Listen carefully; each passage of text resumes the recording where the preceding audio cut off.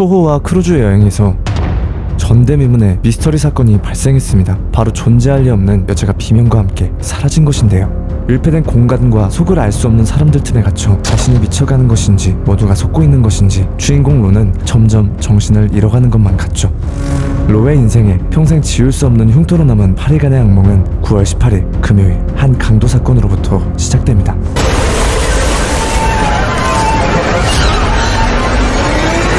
여느 때와 같이 술에 찌들어 잠에 든 로는 알 수 없는 불안한 느낌에 눈을 뜨는데요.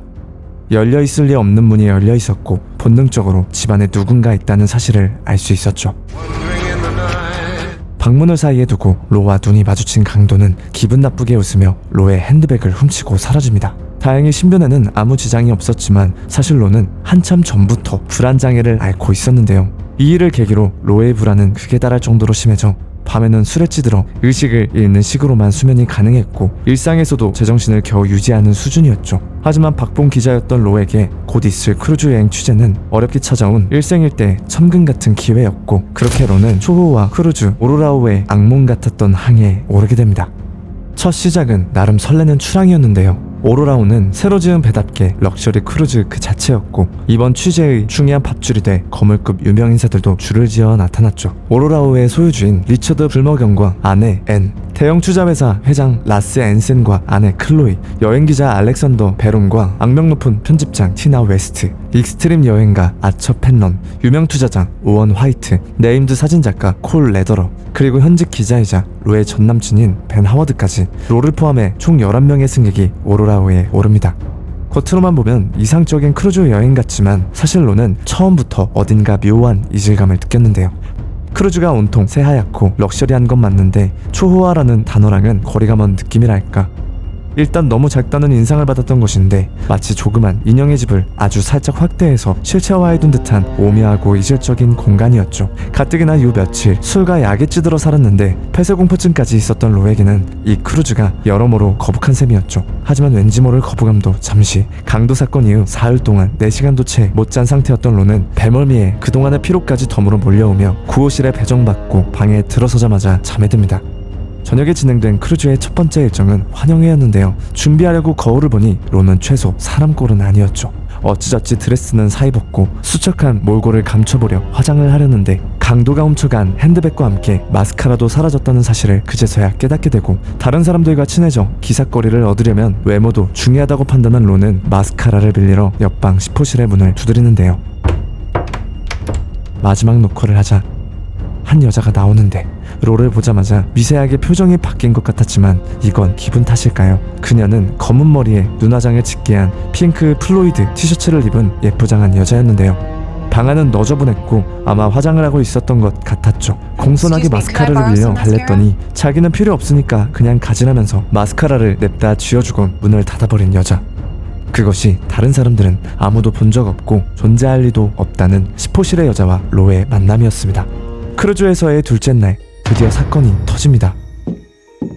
평소처럼 술에 진탕 취해 약을 먹고 겨우 잠에 든 로는 귀에 따갑게 꽂히는 여자의 비명소리에 깜짝 놀라 눈을 뜨는데요. 그리곤 이내 로의 귀에는 무언가 꽤나 부피가 큰 마치 사람 같은 무언가가 물에 빠지는 듯한 소리가 들려오고 로는 이 모든 소리가 바로 옆방 시포실에서 나는 소리라고 확신하죠.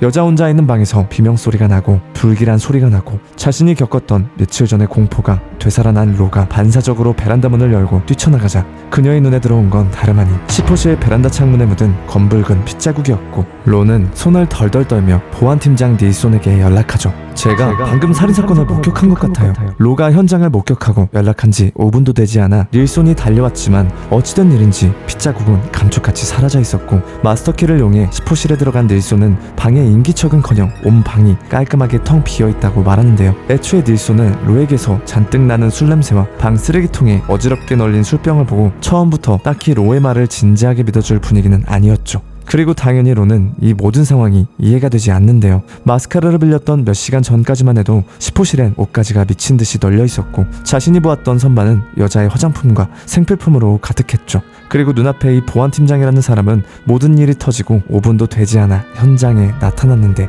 과연 그 짧은 시간에 창문의 핏자국은 그렇다 쳐도 그 모든 흔적들을 치우는 게 가능할까요? 그렇게 로가 혼란에 빠져 있을 때 닐손이 충격적인 유효타를 한 방 더 날리는데요. 저 시포실은 원래 머물기로 했던 손님이 오지 못해 처음부터 비어 있었습니다. 이 모든 게 통 이해가 되지 않지만 로는 닐손과 함께 직접 봤던 정체불명의 시포실의 여자를 찾아 나서고 크루즈의 선장과 내부에 있는 모든 승무원들을 만나봤지만 끝내 시포실의 여자는 찾을 수 없었죠. 심지어 승무원들은 다들 웃으며 친절하게 로의 말을 들어주는 듯 했지만 그 뒤에는 마치 제발 말도 안 되는 소리로 쓸데없이 일을 키우지 말아달라고 반쯤 협박하는 것 같은 미소를 띠고 있었습니다. 엎친 데 덮친 격으로 절차상 승객들을 조사하던 닐손에게 전남친 벤이 로의 오랜 불안장애와 최근 강도 사건까지 얘기해버리는 바람에 닐손은 완전히 로가 그날 술김과 트라우마로 인해 헛것을 봤다고 결론을 내려버렸고 결국 아무도 로의 말을 진지하게 들어주지 않는 사태까지 이르렀지만 아이러니하게도 유일하게 로의 말을 믿어준 단 한 사람은 바로 벤이었는데요. 그 말은즉 이 밀폐된 공간 속에서 로가 믿을 수 있는 사람도 오직 벤 한 명뿐이라는 뜻이었죠. 그렇게 둘은 사건에 대해 정보를 공유하며 머리를 맞대기 시작하고 벤의 말대로라면 자신과 함께 포커를 쳤던 승객 중 절반은 알리바이가 있었기 때문에 용의선상에서 제외할 수 있었죠. 드디어 아군이 한 명 생기면서 일이 좀 풀려가나 싶었는데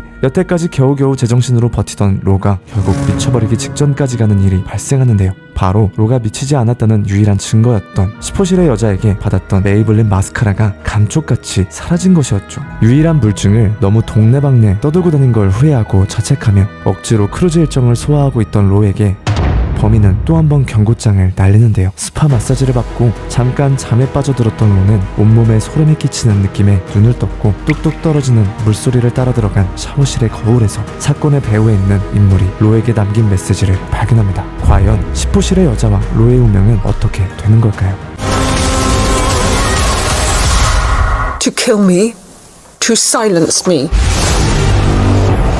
우먼인 케빈 10은 전 세계 36개국에서 출간되어 수많은 독자들의 마음을 사로잡고 뉴욕타임스 베스트셀러 리스트에 무려 19주 연속 이름을 올린 말 그대로 글로벌 스테디셀러인데요. 끝없이 펼쳐진 광활한 바다 위, 세상과 완전히 단절된 초호화 크루즈 내부에는 반짝이는 샹들리에가 천장을 수놓고 그 틈에서 와인잔을 기울이며 웃고 있는 VIP 승객들까지 그야말로 완벽한 휴양의 공간처럼 보이지만 이 모든 화려함은 껍데기에 불과하고 사실상 벗어날 수 없는 끔찍한 악몽을 품은 망망대해에 모두 고립되어 있는 셈이죠. 이 책의 가장 큰 매력 중 하나는 흔히 떠올리는 클리셰적 범죄 스릴러물이 아니라는 점인데요. 짧은 순간 주인공 로의 눈에 스친 단 한 장면은 로는 물론 독자의 멘탈까지도 뒤흔들고 혹시 내가 잘못 본 걸까? 아니면 다른 모두가 모른 척하고 있는 걸까? 하며 의문이 꼬리에 꼬리를 낳게 만듭니다. 그렇게 책을 읽다 보면 점점 용의선상에서 제외했던 주변 인물까지도 모두 의심스럽고 그들이 건네는 친절한 미소조차 낯설고 섬뜩하게 느껴지기 시작하죠. 심지어 주인공도 상시 정서불안 상태라 그 특유의 긴장감이 배로 전해지고 현실과 환상, 보이는 것과 보이지 않는 것, 믿음과 불신의 경계가 모호해질수록 결국 독자는 주인공 로와 함께 끝없는 심연의 미궁 속으로 빠져들게 되는데요. 언제는 로가 되고 언제는 다른 등장인물이 되고 언제는 소설밖에 제3자가 되기도 하며 자연스럽게 여러 시점에서 다양한 몰입과 긴장에 빠져들도록 유도한다는 점이 우먼인 케빈 10을 수많은 추리소설 중에서도 단연 돋보이게 만드는 것 같습니다. 책의 저자는 바로 루스 웨어인데요. 독자의 감정을 완벽하게 조종하는 작가라고 평가받는 검증된 인재입니다. 치밀하게 짜인 플롯은 물론 불필요한 문장 없이 정교하게 회수되는 복선, 그리고 한 치 앞도 예상할 수 없는 전개와 반전까지 이는 평단과 독자들로부터 이 시대의 애거서 크리스트라는 찬사를 받는 루스 웨어가 책장을 덮는 마지막 순간까지도 방심하면 안 되는 작가로 통하는 이유이기도 합니다. 저도 워낙 추리소설 많이 알아 이런저런 소설을 다 읽어봤는데 우먼인 케빈 10의 경우 정말 마지막까지 다 읽고 나서야 모든 퍼즐 조각이 맞춰지면서 와 이게 이렇게 된 거였다고? 마지막까지 뒤통수 한 대 더 맞았네? 이런 생각이 들면서 무려 400여 페이지 내내 계속된 몰입과 여운 속에서 꽤나 오래 헤어나오지 못했는데요. 이 소설을 읽은 평론가들은 초자연적 요소 없이도 소름 돋는 공포를 보여주는 유일한 작가이자 소설이라며